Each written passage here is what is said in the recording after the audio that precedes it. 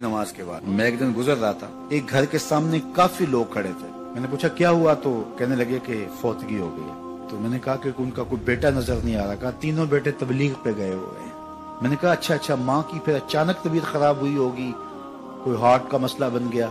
कहा नहीं, माँ फालिज में मुब्तला थी। मैंने कहा फिर तो बहुत ज्यादती है कि माँ फालिज में मुब्तला और तीनों बेटे तबलीग पे गए हुए। माँ को जरूरत है और बेटा जाके पीर के दरबार पर बैठा है। गौसे आजम भी हैं तो फैज नहीं मिलेगा। पहला मुर्शिद माँ है। मैं बार्सिलोना के एयरपोर्ट पे था, तो वहां कोई अपना हम जुबान मिल जाए बैरूनी दुनिया में तो बड़ा अच्छा लगता है। तो मुझे लगा कि साथ वाले बेंच पे कोई माँ बोली बोल रहा है, तो वो इंडियन पंजाब के लोग थे। कहा कि ये हमारा दोस्त है, इसको हम अलविदा करने आए। तो मैंने पूछा कितने अरसे बाद जा रहे हो? तो वो कहने लगा 27 साल 3 माह बाद। तो मुझे दिलचस्पी पैदा हुई, तो मैंने कहा कि इतना अरसा? कहा कि बस वो आया था और ऐसा उलझा, कागजात का मसला बन गया, तो अब अल्लाह ने बेहतरी किया तो अब जा रहा हूँ। जब आया था उन फवाने शबाब था और अब तो बुढ़ापा उतर रहा है। और बड़े हसरत भरे अंदाज में कहने लगा पता नहीं मेरे घर वाले अब मुझे पहचानते भी हैं या कि नहीं। 27 साल 3 माह बाद जा रहा हूँ, पता नहीं मेरे घर वाले अब मुझे पहचानते भी हैं या नहीं। मैंने कहा और कोई पहचाने या ना पहचाने, माँ कदमों की आहट से पहचान लेगी। ये मेरे पुत्र के पैरों की आवाज लगती है। तो वालिदैन की खिदमत करेंगे तो सरखुरू होंगे, माँ बाप की बेअदबी करेंगे तो कभी भी आप सरखुरू नहीं होंगे। तो वालिदैन की रिजा को अल्लाह की रिजा समझो। रिजाउल्लाह फी रिजाउल वालिद व सखतुल्लाह फी सखतिल वालिद। वालिदैन की रिजा में अल्लाह की रिजा छुपी है और वालिदैन की नाराजगी में अल्लाह की नाराजगी छुपी है। ये तुम्हारे लिए दीन है। नवाफल पढ़े जा रहे हैं, लेकिन माँ बाप को जरूरत है तो उनकी खिदमत नहीं कर रहे। अल्लाह को वो नवाफल कबूल नहीं है।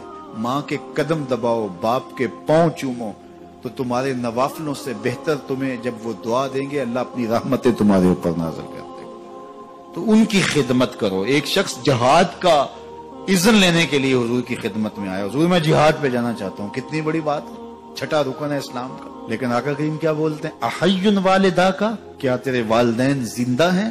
काला नाम, का जी हुजूर जिंदा है। काला फफी है मा फजा है, कहा जा उनकी खिदमत कर, यही तेरा जिहाद है। तो खुश नसीब वो हैं जो अपने माँ बाप की इज्जत करते हैं, उनके सामने अपने बाजू सुकेड़ के रखते हैं, उनके मामलात में, तर्ज जिंदगी में, उनके अंदाजे मुआशरत में खुश रहते हैं और उन्हें राहत, आसानी और उनके लिए मोहब्बतें बिछाते हैं। तो अल्लाह ताला उनके लिए आसानियां पैदा करता है, रहमतें पैदा करता है। और अगर वालिदैन फौत हो गए हैं, इंतकाल कर गए हैं, तो आप कहें कि ये बातें हमने पहले सुनी होती तो बड़ा फायदा होता।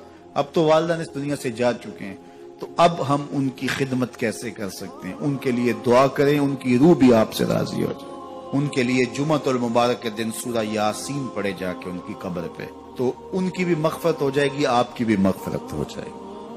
ये वालिदैन के साथ उसने सलूक का नतीजा है। वालिदैन की रिजा जोई हमेशा मलहूज रखो। जो खुश नसीब अपने वालिदैन को राजी रखे हुए हैं उन्हें मुबारक देता हूँ।